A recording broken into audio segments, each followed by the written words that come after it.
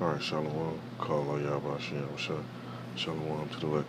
Now, this video I want to go in on about this topic about the war in heaven, right? Now, you have so-called scholars or whatever. They misinterpret this. It's talking about a war in heaven.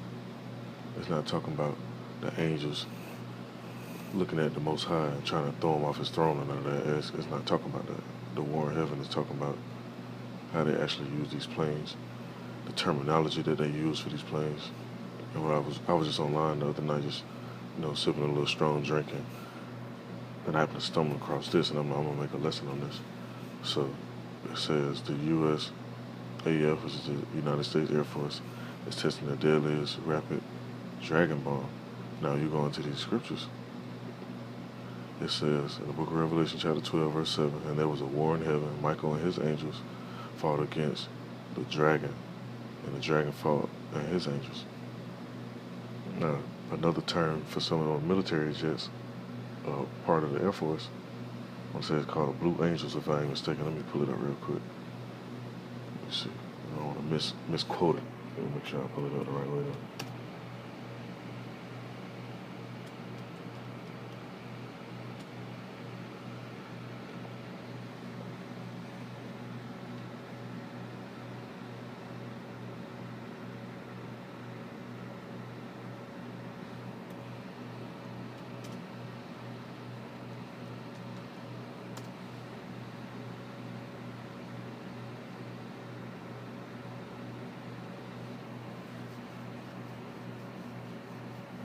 Yep, that's what it's called, the Blue Angels.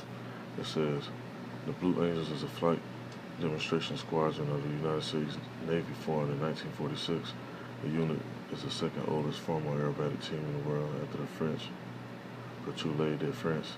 I may be saying that wrong, so select it. It says formed in 1931. The team composed of 5 Navy and 1 Marine Corps demonstration pilot. So when this precept was talking about those angels, it wasn't talking about no angels getting up there and fighting with the Most High. I'm going to put a precept, I want to say it's the Book of Kings if I ain't mistaken. We talk about the actual order, how the angels are in. They're in the right, correct order. They're not fighting the Most High. I ain't no Michael getting pissed off and want to link up with Satan and try to overthrow the Most High. That's not what it's talking about. It's talking about when the Most High sent his son back with the angels, which I'm going to pull that in the book of 2nd Ezra as well. All these nations is actually going to be fighting each other. They're going to stop fighting each other, and they're going to try to fight the angels, and that shit ain't going to work out in their favor. That's all you read on some more. Let me go down.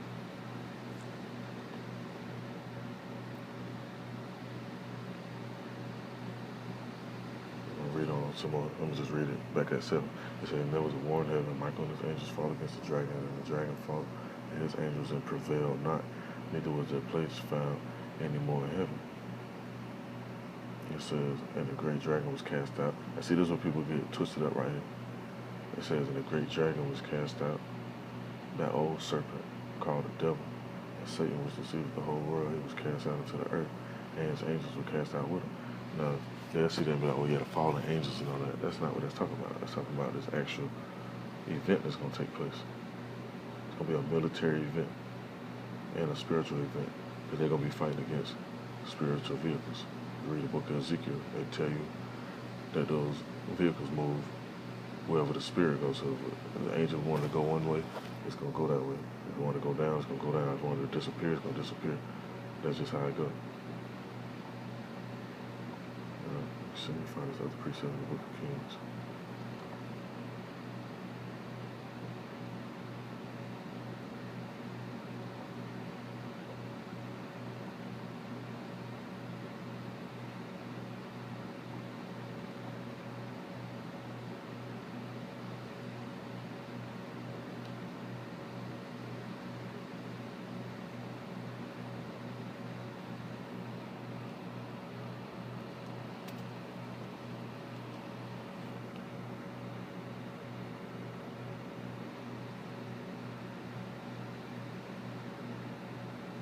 Now, it's the book of 1 Kings, chapter 22.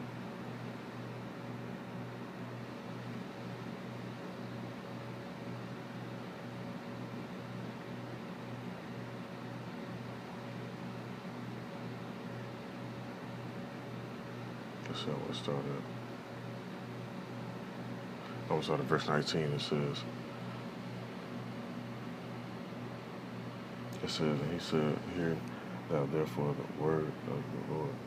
I saw the Lord sitting on his throne, and all the hosts of heaven standing by him on his right hand and on his left. The reason why I say on his right and his left, because you got the righteous angels, then you got the wicked ones, which you would call demons, so to speak. Now it says, and the Lord said, who shall persuade Ahab that he may go up and fall at Ramoth Gilead? Because angels do interfere with your life. That's why I mentioned in that previous precept in the book of Daniel when it says that Michael should stand up. It ain't gonna just be Michael, it's gonna be other angels as well. They're gonna have to interfere and help people out because there's gonna be so many events going on. They're actually gonna have to manifest. It's gonna be some highly spiritual stuff going on. And stuff that people don't believe in, they're gonna see it.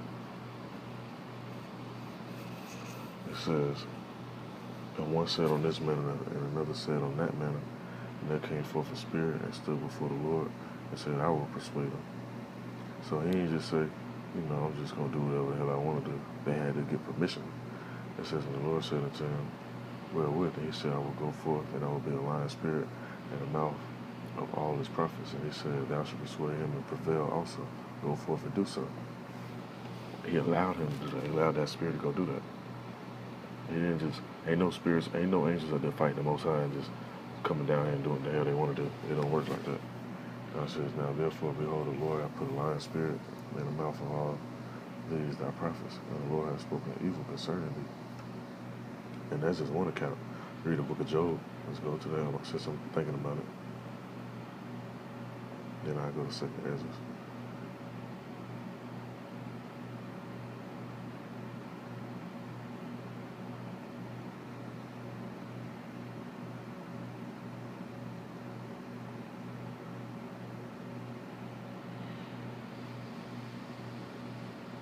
Now, this is the book of Job, chapter 1, verse 6. It says, now there was a day when the sons of the Most High came to present themselves before the Lord.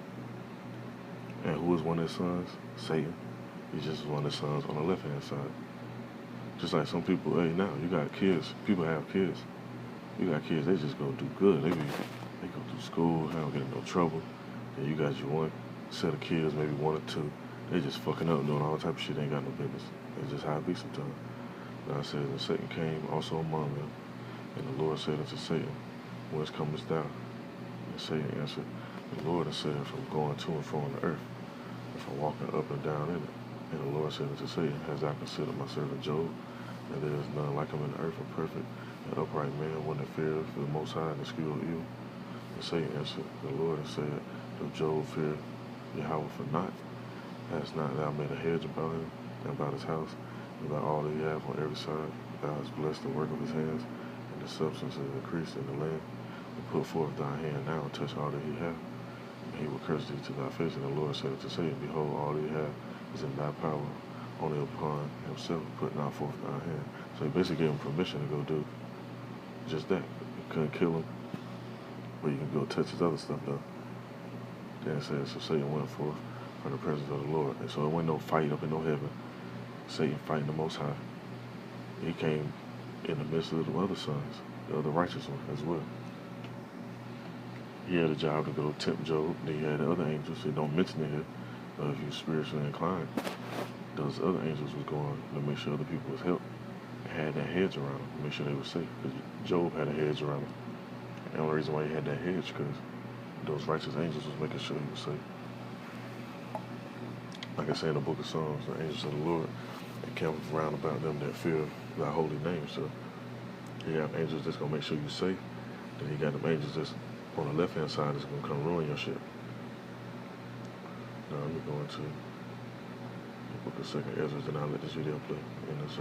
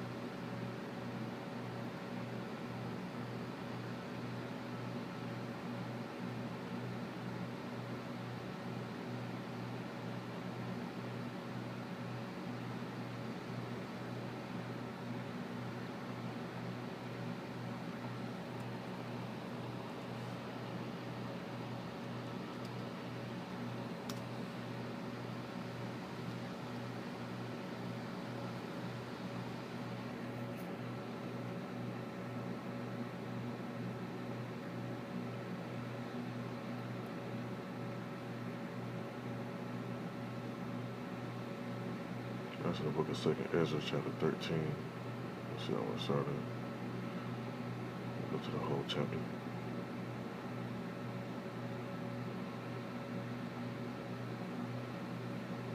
Now I put up the one with some of the old English translation too, so I don't get simple. I say, well, I don't even see that right there. I actually go into it. Now, let me see.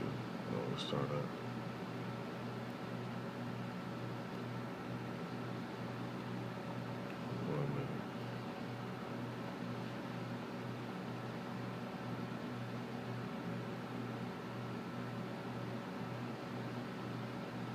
We'll start at verse 3. In the book of 2nd Ezra, chapter 13, it says, And I beheld, and lo, a man like strong with thousands of heaven. That's why you had a precept in the book of Revelation talking about the war of heaven. It says, And when he turned his countenance to look, all the things trembled that was seen under him. And whatsoever the voice went out of his mouth, all they burnt, and heard his voice, like as the earth felleth when it filleth the fight. And after this I beheld, and lo, there was gathered together a multitude of men, out of the number from the four winds of the heaven to subdue the man that came out of the sea. And if you're familiar with that one video, I want to say it was, what's the guy name? It was either Ronald Reagan. It was one of those presidents. And it was mentioned if it was an event going on in the world where all the nations were fighting against each other, another event or an outside threat from the universe came to this earth with all these nations, put their differences aside and fight that threat. And they are going to do that. It's right in the scriptures, right? It says, And after this I beheld, and lo, there was gathered together a multitude of men out of number from the four winds of the heavens to subdue that man that came out of the sea. But I beheld, and lo, he created himself a great mountain and flew upon it. But I would have seen the region of place whereout the hill was graven, and I could not. And after this I beheld, and lo, all they which were gathered to subdue him were so afraid, and yet durst fight. And what's going to spook Esau even most, especially even those like people in the military, the Air Force or whatever, they see the chariots or the UFOs, the UAPs flying around. They think it's going to be some damn green alien or reptile or some shit sliding up out of there. What's going to spook them even more when they see a dark-skinned man come out of them ships. Verse 10 it says, But only I saw that he sent out of his mouth as had been a blast of fire, and out of his lips a flaming breath, and out of his tongue he cast out sparks and tempests. And they were all mixed together, the blast of fire, the flaming breath, and the great tempest, and fell with violence upon the multitude, which was prepared to fight, and burned them up every one, so that upon a sudden of an innumerable multitude nothing was to be perceived but only dust and the smell of smoke. When I saw this, I was afraid, and that's spooky. And hey, the scriptures talk about the dragon. Esau got all type of stuff named the dragon. Branch of the Air Force. You got the SpaceX, the Dragon. Your shipping manager left to find himself, leaving you lost. You need to hire.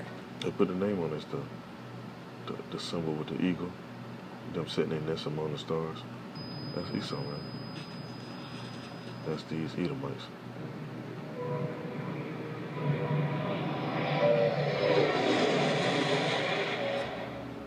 The U.S. Air Force wants to get a lot of firepower airborne quickly, giving a radically new mission profile to American transports. The United States Air Force Rapid Dragon program successfully completed its first live-fire weapons test, bringing 2 years of testing and development to a close. The Rapid Dragon palletized weapon system is, in essence, palletized cruise missiles stored in racks aboard cargo and transport planes. The Air Force tested the Rapid Dragon concept earlier this month at Eglin Air Force Base in the western Florida Panhandle. The test involved loading a cruise missile flight test vehicle and several dummy missiles aboard a pallet rigged with a parachute. Airdropping palletized cargoes is not new to the Air Force, which literally rolls them out the back of the plane via the cargo ramp. Once the pallet exits the plane, a parachute deploys, and the pallet floats gently to Earth. Rapid Dragon is different from the standard pallet drop. As the pallet descends, it orients its missile cargo nose down. The missiles fall out of their containers, pointing straight down. The descent allows the missile's turbine engines to spin up, the wings to deploy, and the missile to proceed to the target. Rapid Dragon is designed to fit in a 6-pack pallet for smaller C-130J Super Hercules transport planes, and a 9-pack for larger, longer-range C-17 Globemaster IIIs. AC-130J has a cargo section length of 41 feet, while the pallet in the video above is about 14 feet long, so each plane can probably carry 2 pallets with 12 missiles. The video shows C-130s dropping 2 pallets each, and C-17s dropping 3 pallets each. Though with a cargo section length of 88 feet, each Moose is theoretically capable of dropping up to 5 pallets, or 45 missiles. In addition to a parachute, each pallet is equipped with a control module that feeds target data to the missiles.